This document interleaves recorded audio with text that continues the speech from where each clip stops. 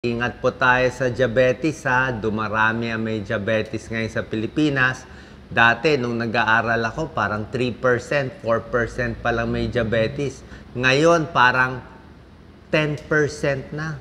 Parami ng parami. Diba? Siguro, sa nabibili sa supermarket, processed food, fast food. Kaya, i-remind ko ulit kayo para lang maalala nyo ano yung mga iiwasang pagkain. Itong mga iiwasan nyo, pwede naman kayo kumain, konti-konti lang talaga. Talagang maliliit.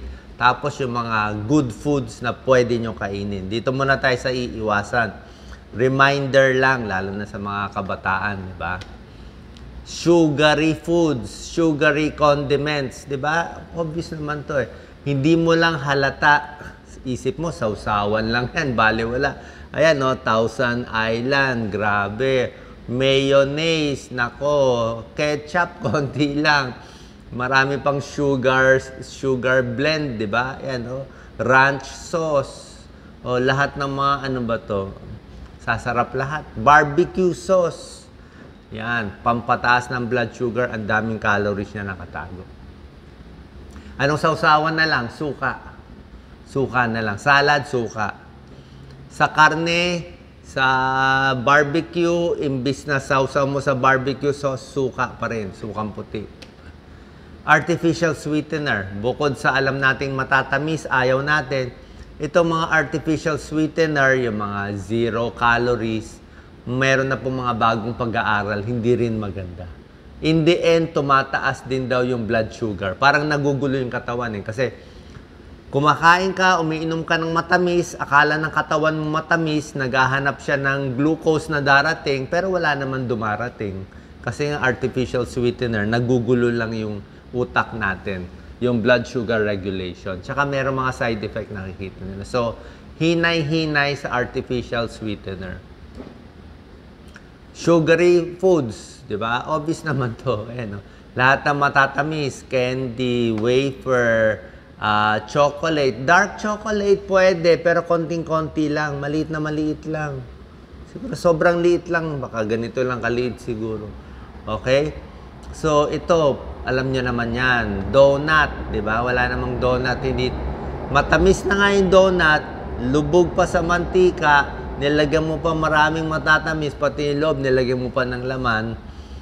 Sobrang tamis eh. Oo. Kung di kayo takot sa blood sugar, kung kayo bata pa, nagtumatakbo kayo ng 20 kilometers, di okay lang. Pero kung nakaupo lang tayo, nakakataba. Okay? Mga matatamis, hindi lang soft drinks. Soft drinks, mga 10 teaspoons of sugar. Iced tea, go large pa yan. Pag tinanong tayo sa fast food, gusto mo i-upsize? Nako. Isang ganitong baso na malaki, 12 ounce, parang kumain ka na ng isang platong kanin. So pag ininom mo to, hindi ka pa busog. Pag isang platong kanin, at least yun doon, mabubusog ka. 200. Refined carbohydrates, yung mga french fries, yung mga pastries, lahat yan. Okay? High carb snacks, di ba? May na mga nabibili tayo eh. Sari-saring mga bars, di ba?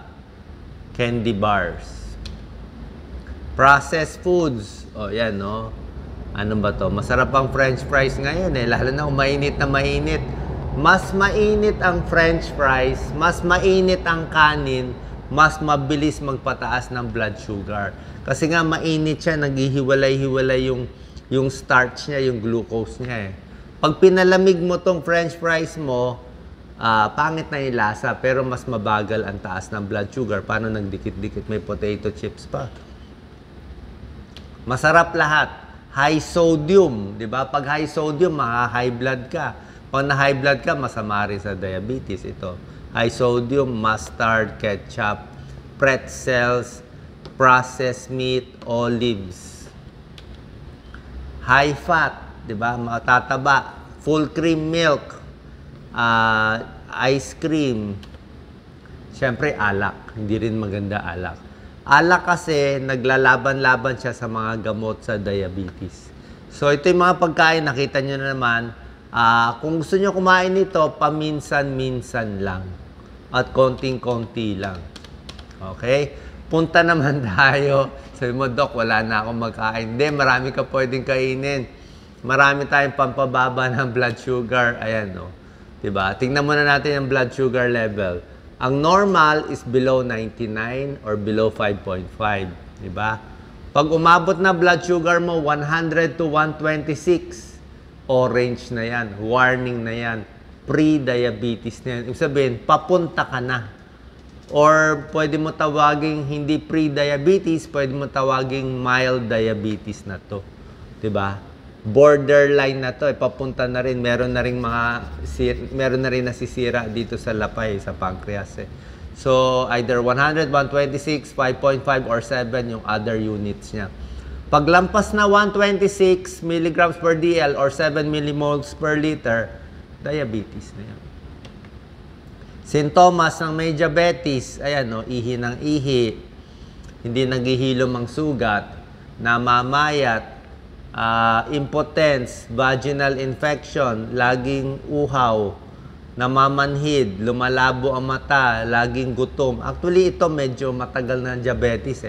Ang early sign, minsan walang sintomas, minsan uhaw lang.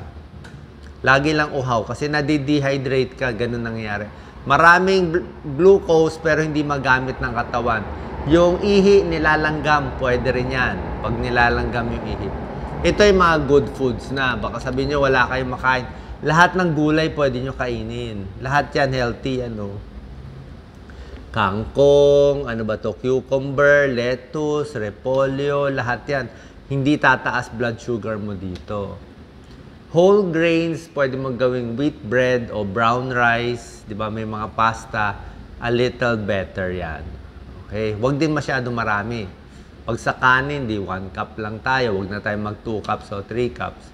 Lean meat, mga chicken breast o yung karne na walang taba, pwede rin yan. Itlog, pwede rin. Okay? Hard-boiled egg, mas maganda. Hard-boiled egg kaysa sa pritong itlog.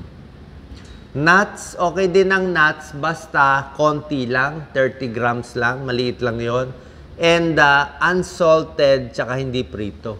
Meron nabibili yung natural lang, na ano lang siya, unsalted lang siya. Kahit anong nuts, peanut, kasoy, pwede na yan. Mahal kasi itong mga iba, yung mga almond, walnuts, mahal yan. Actually, butong pakwan, pwede rin. Okay din siya. Buto ng kalabasa, pwede rin. Strawberry, okay? May mga prutas na okay sa diabetes. Konti lang sila. Strawberries, galing sa Baguio, medyo affordable. Huwag mo na lagyan ng maraming matatamis. Minsan, pag fresh yan, matamis-tamis na yan, pwede na. Diba? Ang problema lang yung nilalagay natin condensed milk. Green tea, kita mo, maganda ang green tea.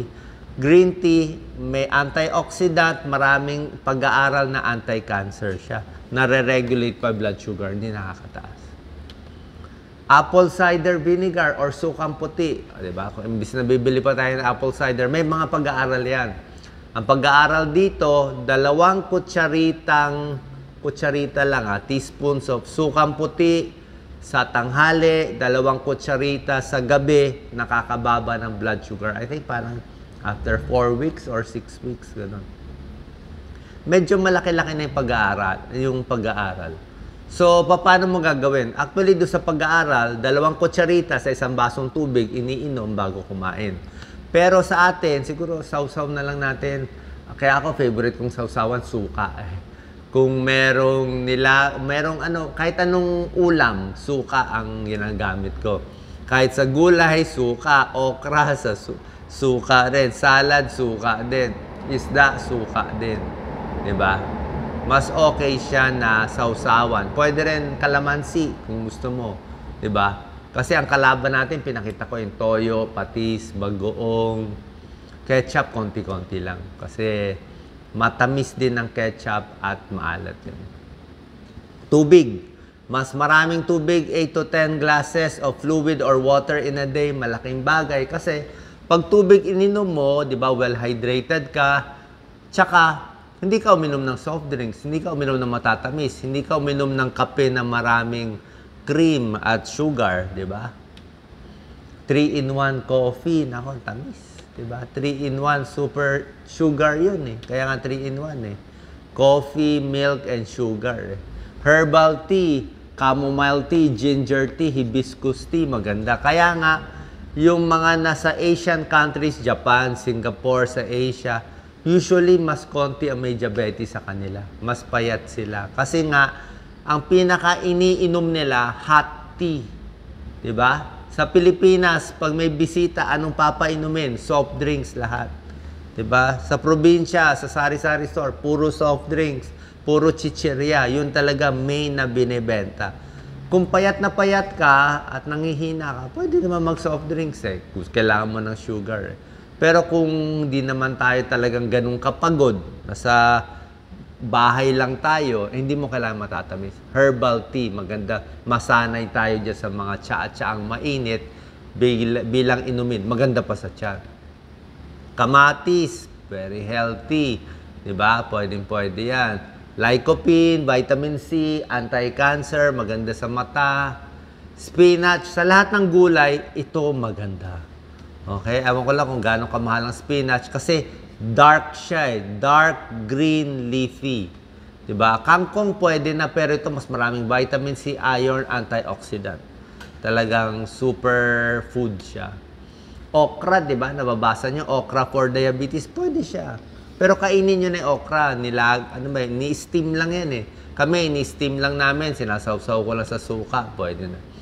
Pwede kainin ng buto, yung madikit-dikit sa loob, yung mucilage, na parang sipon-sipon, parang malagkit, healthy po yun.